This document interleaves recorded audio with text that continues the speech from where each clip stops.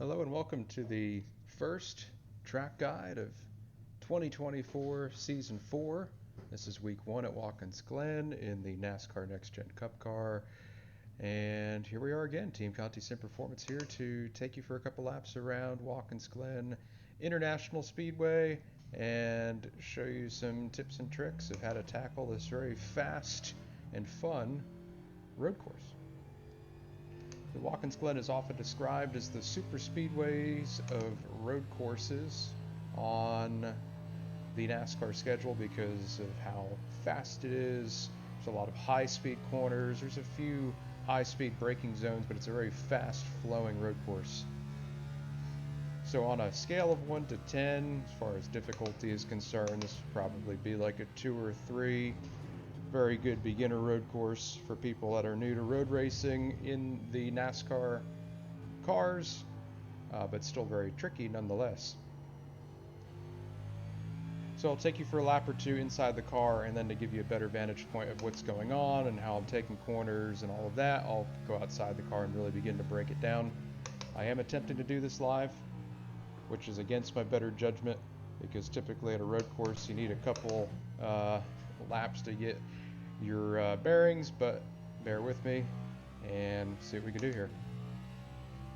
So going down the front stretch up to 4th gear, spot the caution light, begin to brake a couple car lengths before it, down to 3rd, 2nd, and just place your right front on the outermost part of the inner curb, all the way over the exterior curb on the exit of 1, a nice straight entry into 2 up the hill, up to 4th before you crest the hill, full throttle through turn 4, which is the exit of the S's, to 5th down the back, spot the 600 marker, begin lifting and braking for 3rd, cut the inside as much as possible, use a lot of that 1st and 2nd curb, not so much of the 3rd, and then a lot of the exit curb on the right as well, down to 2nd as you get into the carousel, and back up to 3rd before you leave it.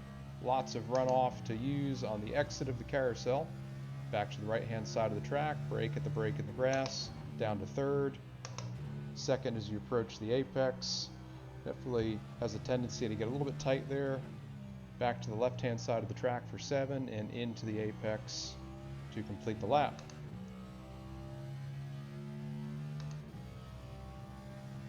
Caution light, brake before it, 3rd, 2nd, hang it out as long as possible. Hug that grass on the left-hand side of the track before cutting it into the inner curb. 4th a little bit earlier there to minimize some wheel spin, and then shift that thing back to the left, feed it throttle, and really wheel it over the top of the hill. And really drive that thing as the car gets light. Up to 5th, spot the 600, brake 4th, 3rd, over the curb. Watch the bounce right there, straight over the exit curb. And keep it nice and tight to the right as you exit the bus stop. You don't want to get out too far to the left, or else you'll lose time and you'll lose a lot of front turn. Brake in the grass, we'll lift and brake right there. 3rd, wait a bit. 2nd, just clip that inside curb, much better that time. A little chip in between 6 and 7 is good. Just clip that inside curb in 7, out to the wall. Back to 4th, caution light, brake, 3rd, 2nd, made some good time right there, carry it through the apex, all the way over the exterior curb, hang it out and get a straight shot into 2, now up to 3, all this in 4th gear, full throttle, really good sequence right there, 5th, look for the 600 and brake, 4th, 3rd, cut it in. Ooh, that was deep, but I made it all the way over that last curb. Don't feed too much throttle too soon right here. Got to be nice and patient. Hug that inside curb. There we go, nice straight drive up off. 3rd, 4th, spot the brake in the grass, lift and brake. 3rd, wait a bit. 2nd, just clip that inside curb, use a nice tug of wheel, set it into 7, just clip the inside curb again, all the way off the corner, and I'm very pleased with that lap. We'll end on a high note there. So as you can see, that first lap was really tricky. It takes a lap or two to get the tires up to temperature, so don't be too concerned if the thing feels like it's on ice on the out lap or lap one. It's just how it is. So from inside the car, I'm just going to go over some things at a slower pace here to demonstrate from, again, within the car, some things that I'm looking for over the course of a lap at Watkins Glen.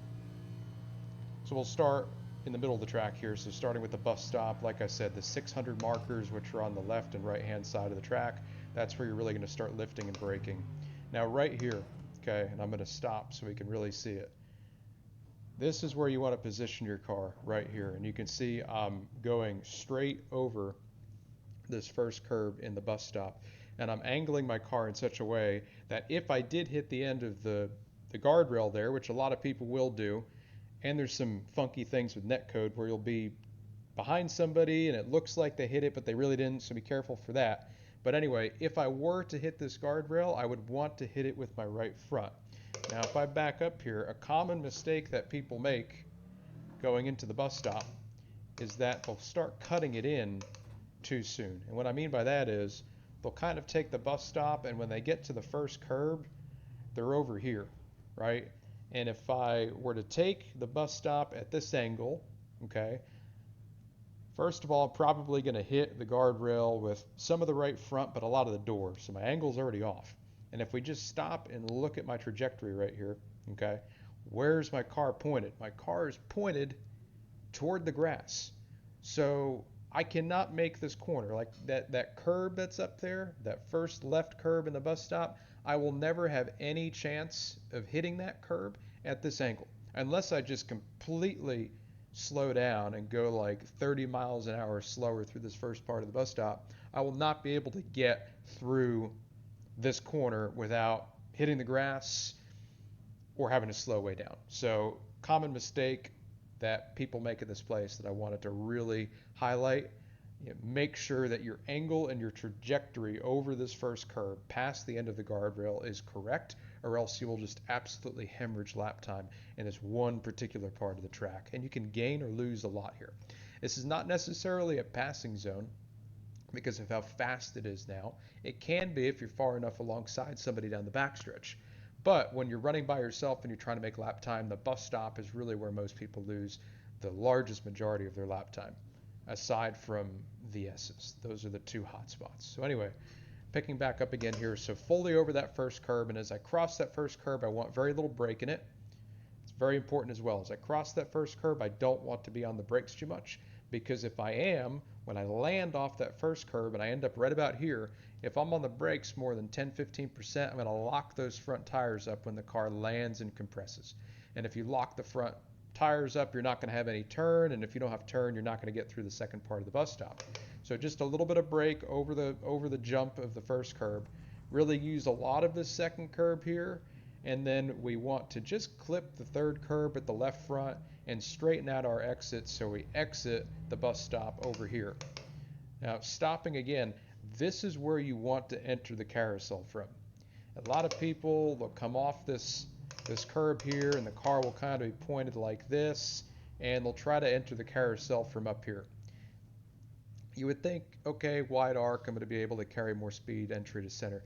Not the case here. You want to hug this curb as tight as possible from the exit of the carousel, or the exit of the bus stop rather, all the way through the apex of the carousel. Hug this curb, don't get on the curb, don't be over here, be right here on the painted line. And then right about here is where you're going to start to track out. We'll go to third gear at that point to minimize wheel spin, and then you cross over this exit curb as straight as possible. Run this runoff for as long as you can before you hit the grass, then come back onto the track. Get all the way to the left side of the track, and then here's the brake in the grass. We start braking here, you come down to third, then we start to turn and come down to second, and just clip this apex curb here, all the way out to the exit curb. Don't cross over it, okay? So we don't want to be here on the exit of turn 6. When you cross over this curb and you get over here, it's like you go down a little bit of a drop off. So when you come off of turn 6, use the curb, but don't get to the right side of it. Get back to the left, and as you're getting back to the left, you're braking. Get yourself turned in nicely. Might just want to clip that inside curb to help with rotation. And then you come all the way off of turn 7 with lots of throttle out to that wall. 4th gear down the front stretch. Spot that caution light to the left, start braking. You go 3rd, you go 2nd, you see that 100 marker to the left, and then you start turning in. Get the right sides just on the first part of that curb. Bring it all the way out over the exit curb, and get as far to the left as possible. And this is important, okay? So we're gonna back up for a second. As you exit turn 1, this is where you want to be on the curb. Right side tires kind of straddling the curb in that lighter patch of pavement, concrete, whatever it is. This is where you want to be. You want to be here because this extends your angle of attack into turn 2, which is the first part of the S's just up the road there. When I'm all the way out here to the left, you can see I can kind of start angling my car to get a really good straight shot into turn 2, and that helps me hook that curb and stay far right up the hill. Common mistake that lots of people make, whether it be because they're scared of crossing the curb or maybe they just don't know you can use the track out there, they'll start their entry here and they'll pinch off their entry, and right about here they're all the way over here to the right of the racetrack. And so when they get to turn 2, they either have to, similar to the entry of the bus stop when he pinched it off, they either have to reduce speed a lot or they shove out to the left. They can't hook the curb going up the hill. They get too far to the left, and then when you have to make that left at the top of the hill and you crest the hill at turn 3, they're too far to the left, and because of that, they can't carry speed over the top of the hill.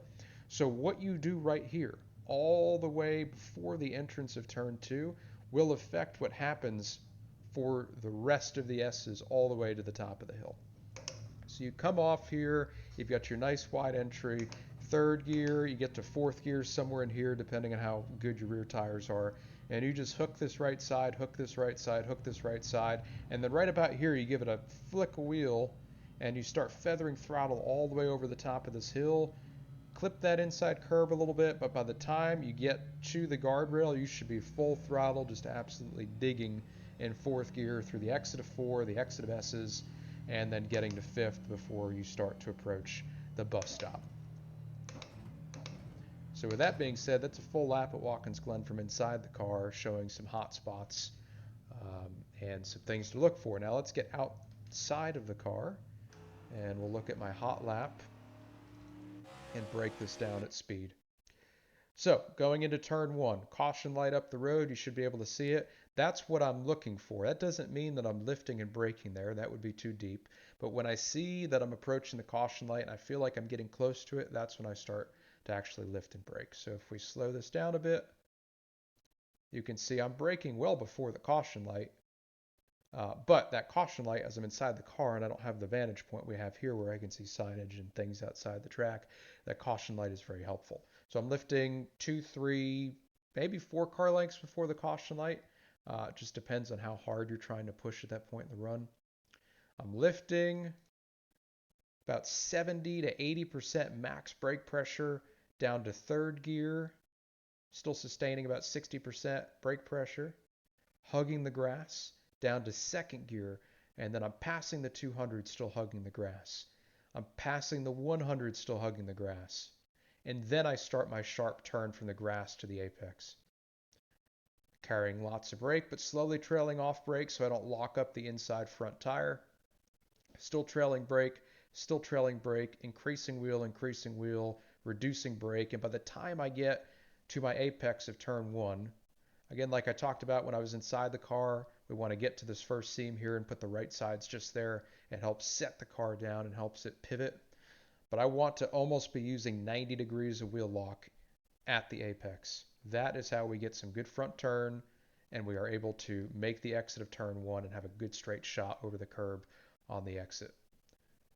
So playing this forward a bit, back on the throttle, 90-degree wheel as I'm leaving the apex. Straighten out that wheel, and then as I cross the curb, you'll notice I'm not full throttle. If I was, I would probably crash. I get outside of the curb, and as soon as I'm up on the curb and onto the runoff, that's when I can get to full throttle. Right side straddling the leftmost edge of the curb and the light patch of asphalt or concrete, whatever that is. Third gear right there, and then a wide arc into two, flick the wheel, still in third gear. There's fourth right there. So an early shift to fourth. Hug the curb as best as possible. Follow the line so we can extend our angle of attack at the top of the hill. Now watch the wheel. Flick left, take some gas out to settle the rear. Continue to play with the gas. Lots of slip angle here at the top of the hill. This is all in fourth gear. Play with the throttle, counter steer full throttle as I exit turn 3. And then I'm going to hug this curb all the way through 4 and out of the S's. This is fourth gear. That's fifth gear. And here are all of our braking markers. Like I said, at about the 600 is when I'll start to lift and brake. On this particular lap, just before the 600, I lift. About 70% max brake pressure again, down to fourth gear, down to third right there. Again, hugging the grass on the left before turning off the wall, or turning off the grass before the 200. Just trailing about 10%, 5% brake to the curb, barely on the brake, and cutting in as close to possible, as close as I can to the edge of that guardrail so I can maximize my opportunity to get a straight shot to this first inner left curb in the bus stop. And like I talked about, not using a whole lot of brake here because when the car lands and it sets down in the front, if I use a lot of brake, I will lock up those front tires. So just a little bit of brake here, straighten the wheel out, just a little bit more after I land to slow it down. And then I'll start to feed throttle as I cross this curb. I'll feed throttle through the center. Lots of wheel to the left. Just going to clip the third curb or the second inner curb right there. And then I want a nice straight shot as far right as possible, even clipping the grass a little bit on this exit curb. The farther right you can be, the better your attack will be into the carousel, and the less likely it'll be to hit the worst of the curb bumps that live on the left-hand side of this curb. So as far right as possible.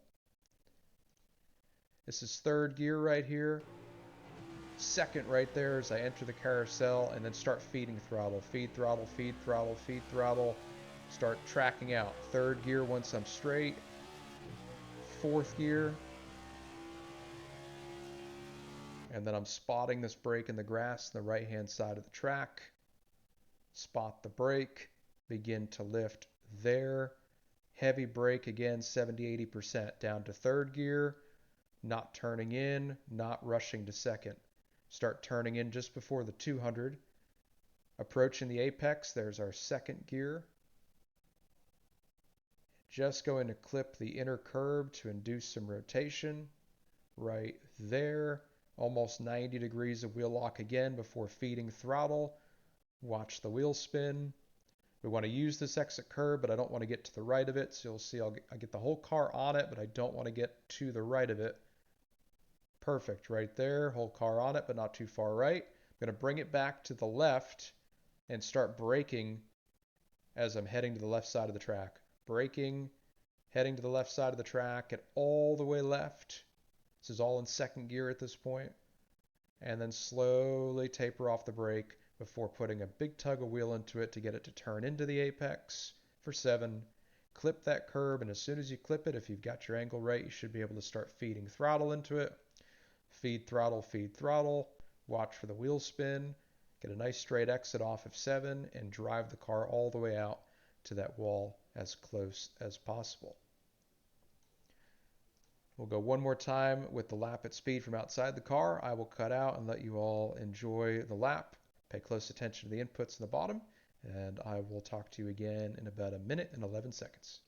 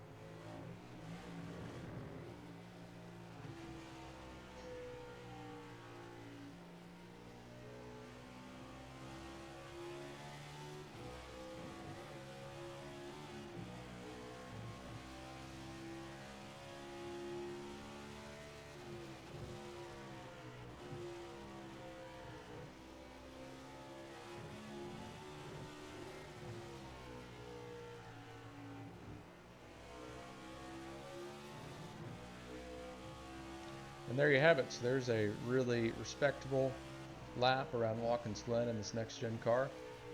We've covered quite a bit in this video, from inside and outside the car, looked at some trouble spots, and yeah, I think that's a really good idea of what it takes to go fast around Watkins Glen, but also to be consistent and safe as well. Knowing where to use the curbs, which curbs to use, which ones not to use, and how to use them, very key to making lap time here. And we covered that at great length in the middle of the video. So I encourage you all to continue to reference this as you go throughout the course of week 1, and hope that this, along with all the other videos that we're offering at TCSP, are helpful in allowing you all to progress your sim racing careers, or maybe it's a hobby, or whatever it is for you. We're hoping that these help, and we're glad that you're watching. All right, I think that's good. We'll wrap it up here. I appreciate you all watching the Week 1 track guide for the next-gen car by Team Conti Sim Performance. Michael Conti here as always, thanking you for watching, and we will see you again next week for Week 2. Take care, everybody, and good luck at Watkins Glen in Week 1.